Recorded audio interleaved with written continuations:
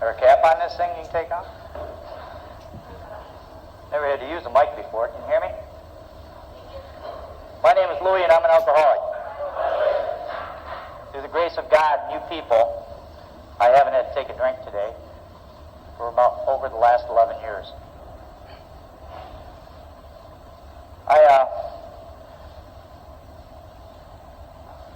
I was born in an upper middle class family, and my parents divorced when I was pretty young, and I got two older brothers, older sister, and my dad drank pretty heavy, and my mom was kind of a religious fanatic, and I had like 12 years of catechism, so I kind of learned a different type of God at an early age. The God I knew was a God that if I did something good, he patted me on the head. If I did something bad, he patted me on the butt. And so I kind of tiptoed around my life. First time I got drunk, I was 14 years old. And I went to jail from some events that occurred that night. But that's when I really found the best friend I ever had, and that was alcohol. That night, alcohol allowed me to talk to girls. It allowed me to dance when I didn't know how to dance. And it allowed me to get in a fight with a guy that I was scared shitless of sober. So I think that's when my romance with alcohol started. Somebody asked me one time, they said, "Was you a binge drinker?" And I thought for a minute. And I says, "Yeah, it lasted from the time I was 14 years old to the time I was 32. So I guess I was kind of a binge drinker. I'm not used to talking without a podium. Hope I don't get my notes all screwed up.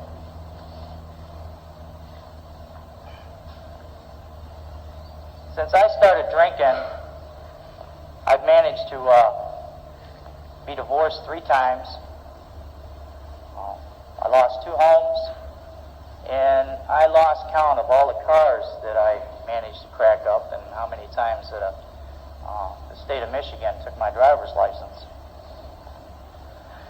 And I burned pretty much every bridge that there ever was behind me. I think probably the only really good thing, and I'm really amazed that I managed to have three really nice children, and they've never really ever caused me any problems, and I'm very grateful for that. Alcohol allowed me to play a lot of roles in my life, and most of the nights it would start out, I would be Fred Astaire, and I would dance until I knocked a few tables over. And then I would become Don Juan and try to hit on some gal at the bar, and then she would kind of shoot Don Juan down. So I decided to be Elvis Presley and go over in the corner and start singing until someone told me to shut up. So I'd call up Muhammad Ali and pick a fight. When I got knocked down in the first round, I decided to leave the bar. So I'd go get my car, and I'd become A.J. Foyt. And I'd go racing on the freeway. Pretty soon the pace car would come up behind me, and he'd turn his lights on. So I'd pull over, and I'd call Ali back up, and the next thing I know, I woke up in the local drunk tank, praying to the porcelain god, "Oh God, get me out of this one, and I will never drink again." And I'm sure most of you can probably identify with that Sorrento. That seemed to be most of the way my drinking career went, playing roles of others. And And alcohol allowed me to do that. I could be anybody I wanted to be. One day I woke up and I was scared to drink and I was scared not to drink. I don't know exactly what possessed me of that, but the idea was there. And I knew that if I continued drinking, that I would just never end up being anywhere, or maybe even kill somebody or die myself. Basically, all through my drinking, I really think that I was trying to slowly commit suicide. Well, that day, I managed to get into a treatment center somehow. It was down here at Share House. I detoxed. Then I had to wait to get in for about a month, and I didn't drink for that time. I don't know why I didn't. But I finally ended up in Share House. And I felt at home. It'd been the first time in a long time that I really welcomed someone to tell me what to do. Someone to tell me when to get up, when to go to bed, when to eat, when to clean my room, when to read and when not to read. And I liked that. That was good for a while. I managed to stay sober for a little over a year. I spent 6 months in treatment, and then I was sober for a little over 6 months. And the night came when crisis came. I got laid off from my job, so I said the magic words, "The hell with it." And I went on a 3-day drunk. Well, when they say this disease is progressive, I think that's when I really had my first taste of that, because it was at that point that I realized my tolerance level had lowered.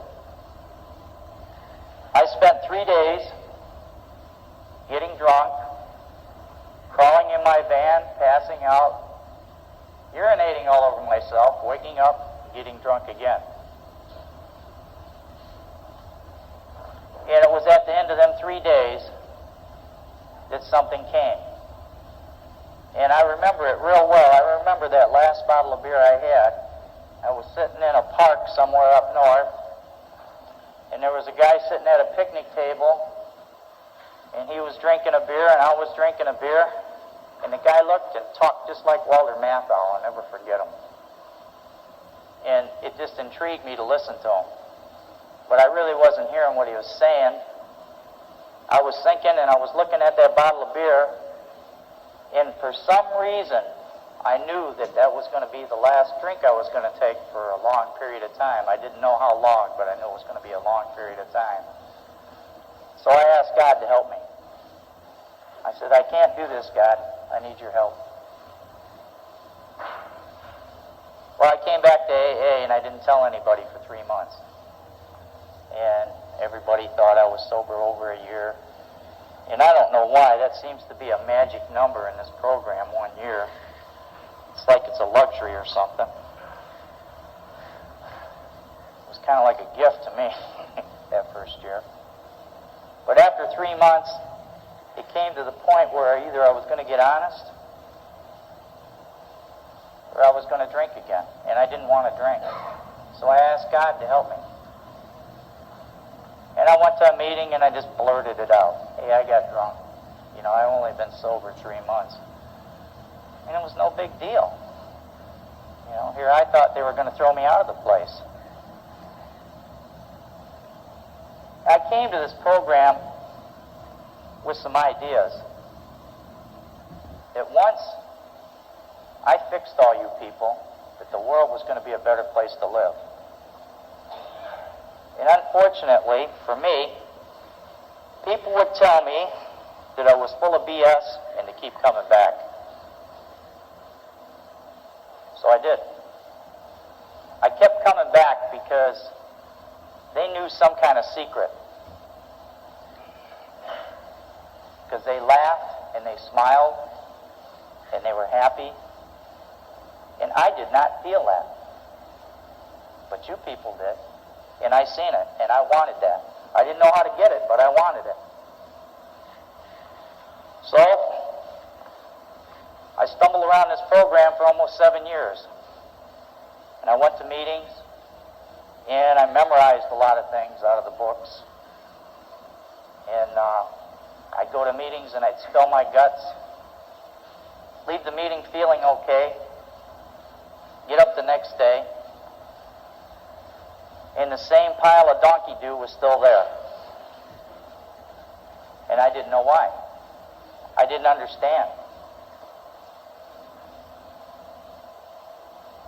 I just could not comprehend what you people were telling me at the tables. I would hear, go to meetings, read your books, but I wouldn't hear, get a sponsor and ask them questions. I'm sure somebody was telling me that, but I wouldn't hear it. Well, as I said, I stumbled around this program for almost 7 years. And I'd spill my guts, problems would come back again and again and again. Go spill my guts again, problems would come back. And I really did not know what to do. I thought that's what sobriety was. I'd tell people how to work the program from the things I read in the big book, but I didn't know what I was doing. I'd tell people I was doing okay, but I really didn't feel okay on the inside. I still didn't know what the big secret was. And I knew you people had a secret because you were happy and I wasn't.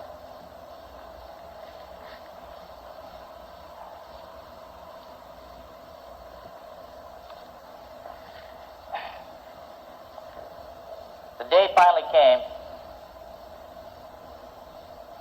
when it was a turning point again. And I made that decision. I asked God for help.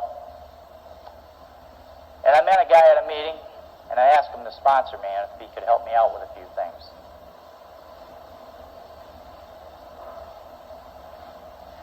Well, he told me he wouldn't sponsor me. And my stomach dropped. And I thought, here we go again. More rejection. More despair. More anger. But there was some hope there. He said that he would help me. So I mustered around for a couple weeks, and then I gave him a call. And he told me to come on over. And I went over, and we got through with some of the preliminary things that people talk about, the light talk and everything.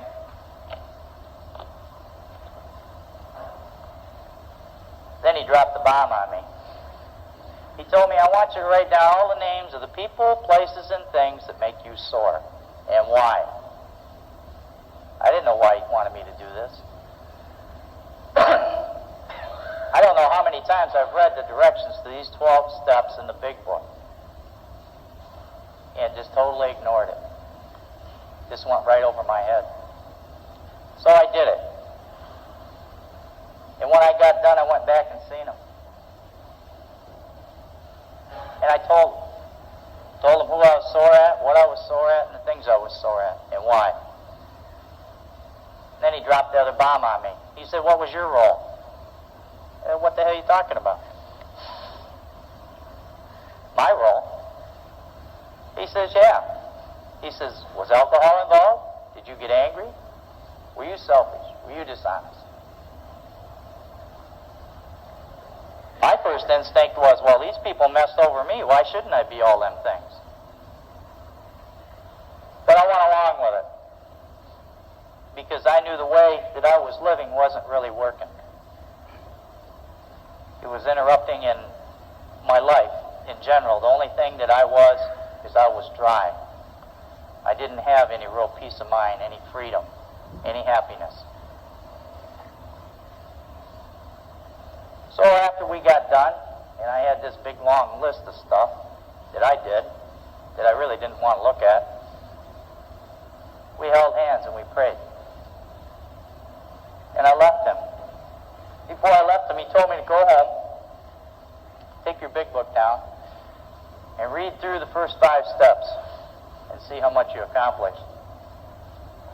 says, and then pray to God for willingness to have him remove these defects of character. So I did. And it felt pretty good. I thought that was all right. Maybe something's working here. So a little while went on, and I seen him again. He says, now I want you to write all your fears down. And I thought, I ain't afraid of nothing. I'm Macho Man. I used to play Muhammad Ali and get knocked down. Nothing I'm afraid of. But I did it anyway. And upon some research of self, I did find some fears. I found a lot of fears. I found some economic fears. Fear of financial matters. I found a lot of fear of rejection. I found the fear of drinking again. And I think that's when I really found out what kept me sober all that time without working the steps, was fear.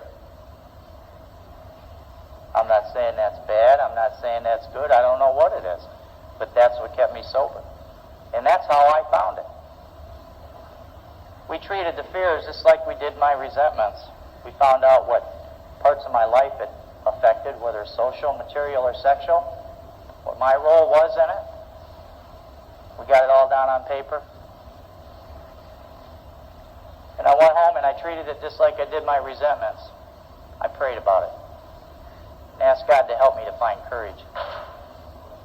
And he did. And that felt pretty good.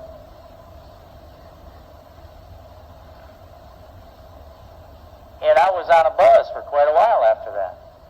I thought, this is it. I have found the way. It reminds me of Bill's story where he says, I have arrived. And I thought, I have arrived. That's it. This is the way it's going to be. I started sponsoring a few guys and showed them what was showed me. That felt good. They started feeling better. Things started happening to them.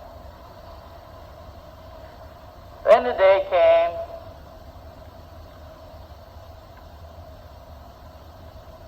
when it all came back. Resentment came back. Anger came back. Selfishness came back. Fear came back. And I thought, what went wrong? What happened? I thought I was done with all that. Well, the same guy that helped me out the first time, I talked to him about it. He told me to read the 10th step. We continued to take personal inventory, and when we were wrong, promptly admitted it. Well, what the hell is that supposed to mean? What I found out it meant that when I start inventory, I never stop. Inventory is a lifelong task. Making amends is a lifelong task. Praying is a lifelong task. It doesn't stop. It continues on and on and on. And if I want to stand there and look at it, well, man, I got to do all this stuff for the rest of my life, I'd probably get drunk, because that's too long. And I think it was at that point where I really started finding out what 24 hours a day meant, one day at a time.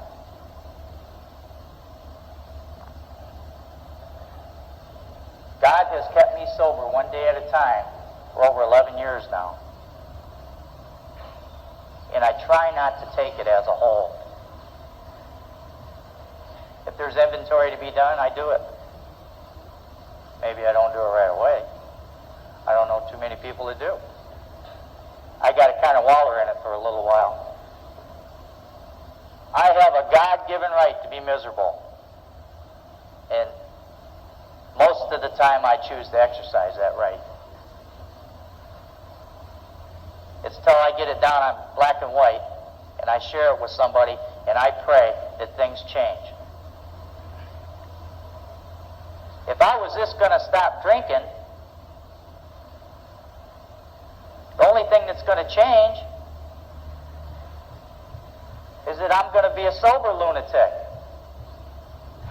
instead of a drunken one. this is where change came about in my life, through working the steps. Well, through all this, I have managed to clean up most of the wrongs that I'm aware of today in my life and pay back the financial amends. And to try and help other people.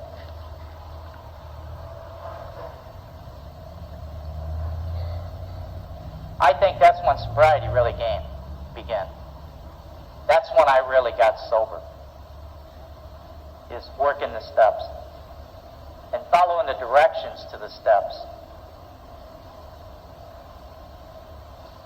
I guess I can honestly say today I know what the big secret was that all you people knew that I didn't know. And it really wasn't a secret at all.